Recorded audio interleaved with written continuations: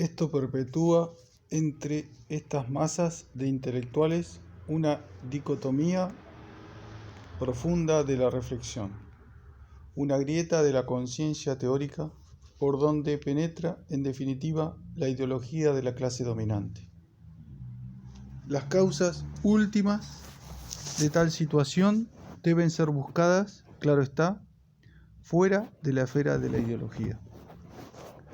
Pero no es desdeñable, ni mucho menos, la posibilidad de que el retraso del marxismo en cuanto a elaborar la teoría de la personalidad y por consiguiente la antropología científica favorezca eventualmente la persistencia de una coyuntura ideológica en la cual la evolución de muchos intelectuales hacia las posiciones de la clase obrera sea detenida por una fijación, mal superada dentro de este campo, en posiciones teóricas mistificadoras. Pero lo esencial no es esto, sino que la elucidación científica real de las cuestiones que hemos definido representaría, ante todo, para el propio marxismo, una inestimable conquista teórica. Primero, para poner al día en sus registros, de manera concreta y positiva, cuentas aún lamentablemente atrasadas, por lo menos en parte, desde las cuestiones del psicoanálisis, el pavlovismo como psicología o el concepto de drama en Politzer, hasta el problema multiforme del estructuralismo antropológico. Conquista inestimable también para elaborar más profunda y científicamente, fuera de toda óptica subjetiva, vastísimas cuestiones que están atascadas por el estado de incertidumbre de la teoría de la personalidad. Las relaciones entre necesidad histórica y libertad individual, entre psicología y epistemología, ética, estética. Inestimable conquista además, y quizás sobre todo, para asegurar una comprensión justa del marxismo, puesto que del lugar que se atribuya o niegue al hombre en la concepción de conjunto que le es propia y de la idea que se tenga sobre la teoría de la subjetividad o de la individualidad que él impone, depende esencialmente la inteligencia de sus principios mismos. Implique ésta retrotraerlo hacia el humanismo filosófico del cual surgió o, por el contrario, reducirlo a ciertas tesis científicas que él ha producido. Conquista decisiva, en resumen, para completar, en un sentido al que volveré a referirme minuciosamente, la concepción marxista del hombre. Lo dicho indica el valor que actualmente tiene para un marxista, entre todas las ciencias, la de la personalidad humana. Perspectiva futura de la psicología de la personalidad. Título. Actualmente, pero cuánto mayor aún se manifiesta su importancia si miramos hacia el futuro. Ciencia concretamente necesaria en infinidad de luchas políticas del presente. Sector ahora vital de la investigación teórica. La psicología, en el sentido general antes indicado, es mucho más todavía. Una disciplina del porvenir, una disciplina cuyo papel no puede sino crecer inmensamente con la conquista de una auténtica democracia, la transición al socialismo, el florecimiento del comunismo. Procúrese, por ejemplo, imaginar la amplitud y diversidad de los problemas psicológicos que planteará la aplicación de una reforma realmente democrática de la enseñanza, en cuanto a todos los esfuerzos multiformes que traerá consigo para desarrollar las capacidades en cada niño, en cuanto al despliegue de ingenio que exigirá para establecer un vasto sistema destinado a corregir el retraso, en cuanto a las modificaciones que producirá en las viejas relaciones entre educadores, alumnos y padres, en cuanto a la consiguiente expansión de las formas de libertad individual en el seno de una colectividad escolar democrática, etc. Y también, por lo tanto, en lo que respecta a la profundización en las cuestiones teóricas de la pedagogía. Y bien,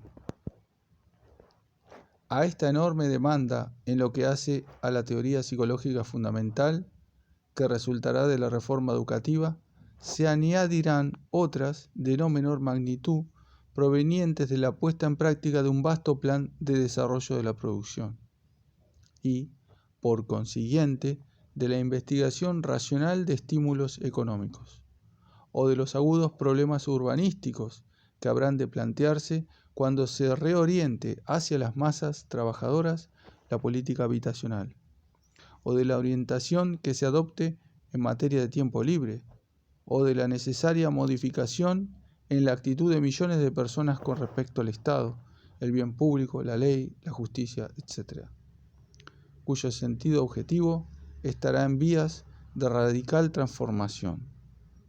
Se siente, en verdad, vértigo al tratar de representarse los ritmos de progreso que impondrán a la ciencia de la personalidad los cambios democráticos de la Francia del mañana. Sin embargo, a fin de apreciar su importancia futura, hay que proyectar la atención mucho más lejos, hacia el comunismo. Se ha observado lo bastante a este respecto que cuando los clásicos del marxismo definen y analizan la sociedad comunista, introducen entre sus conceptos claves numerosos conceptos psicológicos que de pronto, de modo muy insólito para quien desdeñara la psicología, se presentan como forma superior de categorías económicas y políticas.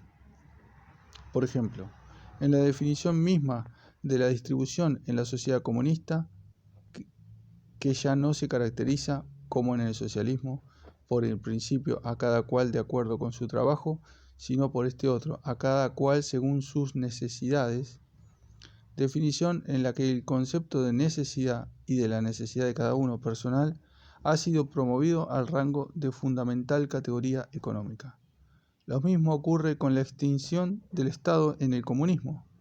Indica Lenin a este respecto que, en su función de gobierno de los hombres, aquel es progresivamente reemplazado por el hábito, forma superior de la democracia que ha llegado a ser integral. Aquí un concepto psicológico es elevado al nivel de una categoría política absolutamente básica. Cabe decir, de modo más general, que después de la era multimilenaria en que el desarrollo de las personalidades se subordinaba esencialmente, por lo menos en lo atinente a la masa de los hombres, a los imperativos económicos y políticos de la clase dominante, y, por lo tanto, se encontraba subordinado también el punto de vista psicológico. En el comunismo la relación se invierte al fin, permitiendo que por primera vez la máxima efectiva de esta sociedad sea todo para el hombre. Es el óptimo crecimiento de las personalidades en un periodo dado del desarrollo de las fuerzas productivas y de la cultura el que tiende a convertirse en el imperativo e instrumento, entre paréntesis, prevaleciente de la sociedad, lo cual equivale a decir que el comunismo asegura, pero también exige, una promoción teórica y práctica sin precedentes de la psicología, como ciencia del desarrollo de las personalidades humanas. Aquí, a mi juicio, llegamos al fondo mismo de las razones por las cuales el marxismo debe considerar a la psicología una disciplina fundamental. Si es cierto que, en principio, una psicología científica proporciona a los individuos humanos el medio teórico para asumir su propio desarrollo psíquico, entonces, la ciencia psicológica no es sólo un instrumento esencial para el comunismo como proceso general de la emancipación humana, sino que forma parte orgánica de él. Avancemos aún más y veremos cómo termina de invertirse la hegemonía milenaria de la política sobre la psicología. En efecto, la política misma caducará, pero la psicología no. En el comunismo realizado, el Partido Comunista se disolverá, habiendo cumplido su misión histórica, pero la tarea de formar las personalidades humanas no desaparecerá, sino todo lo contrario. Aquí ya percibimos por qué no se puede estar en modo alguno de acuerdo con la idea, desgraciadamente muy difundida, según la cual el marxismo habría sido elaborado olvidando o cuestionando, entre guiones, la personalidad humana y la ciencia de la cual debe ser objeto. Mal se ha leído y comprendido a Marx si así se piensa. Pero es absolutamente indudable que la psicología de la personalidad, desde el punto de vista de la concepción fundamental, tiene, por definición, un lugar dispuesto de antemano en la teoría marxista, lugar que nos esforzamos por definir con rigor, entre guiones. Como ciencia positiva de la personalidad no ha seguido hasta ahora el prodigioso impulso de la ciencia marxista de la sociedad. Y esto resulta penoso para el comunismo, ya que en cierto modo, este comienza hoy. En efecto, durante los últimos años hemos comprendido mejor durante cuánto tiempo paga un pueblo sus retrasos, en todos los órdenes, inclusive los que le han sido impuestos por un régimen del que se liberó, y aun cuando se esfuerce con ahínco por ponerse al día. Ahora mismo, en Francia, en lo que hagamos y dejemos de hacer, se prepara ya, de modo inexorable y concreto, la faz de nuestro comunismo futuro. La faz de nuestro comunismo futuro. ¿Acaso no vemos hasta qué punto se hipotecará este porvenir si no nos dedicamos sin tardanza a constituir la teoría auténticamente científica de la personalidad y su despliegue? Ante la rápida marcha de la historia, es imposible evitar la aguda sensación de que ya estamos en mora.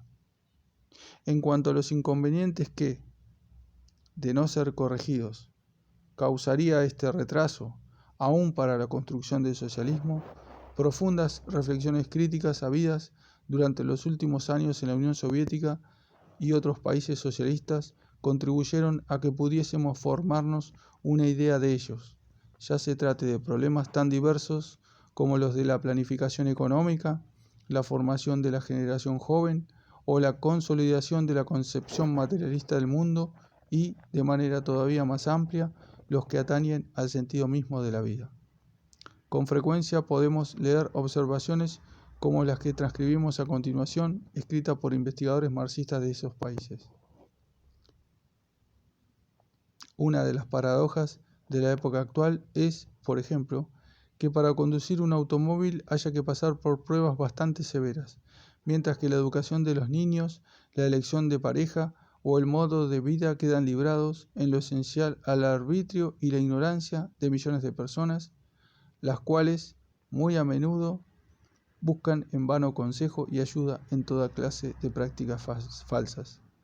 Las mutuas relaciones entre los hombres tienen muchas más implicaciones, satisfacen muchas más necesidades de las que se suponía inicialmente en la teoría de la sociedad socialista.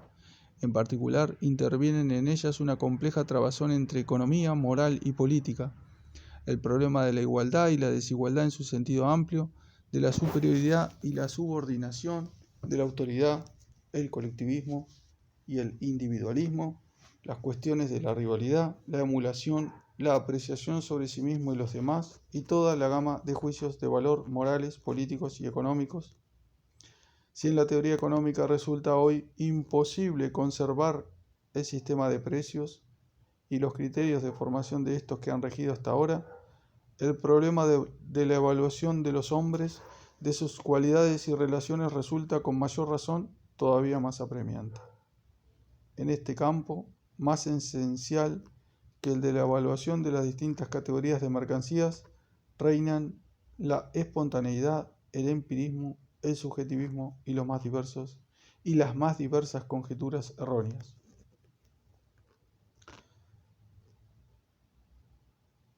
Pero al mismo tiempo, y por contraste, captamos de manera más concreta que antes las extraordinarias posibilidades futuras a las que se encuentra íntimamente ligada la evolución de la ciencia de la personalidad.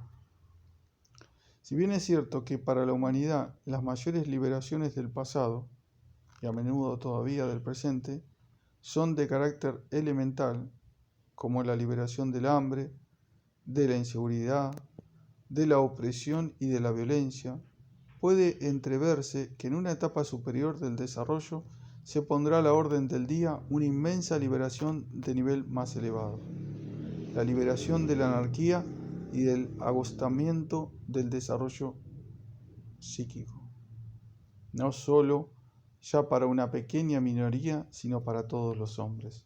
En otros términos, si es verdad que el comunismo reemplazará el gobierno de los hombres por la administración de las cosas, parece posible afirmar también que, al hacerlo, reemplazará, en cuanto a prioridad, la producción de las cosas por la formación de los hombres mismos. Este es el cabal sentido de la formulación de Marx y Engels respecto del salto del reino de la necesidad al de la libertad, que el comunismo posibilitará a los hombres. Será la dominación plenamente desarrollada del hombre sobre las fuerzas naturales, sobre la naturaleza propiamente dicha, así como sobre su propia naturaleza. Por sí sola, claro está, la psicología jamás podrá proporcionar al hombre este dominio sobre su propia naturaleza. Ello será obra del comunismo, pero el comunismo solo podrá lograrlo en la medida en que incorpore dentro de sí la ciencia madura de la personalidad. Esto pone de relieve, mejor que ninguna otra cosa, qué ciego sería el marxista que la desdeñara. Excelente, capítulo 1, camaradas. Continuamos en el siguiente video. El capítulo 2, una ciencia inmadura.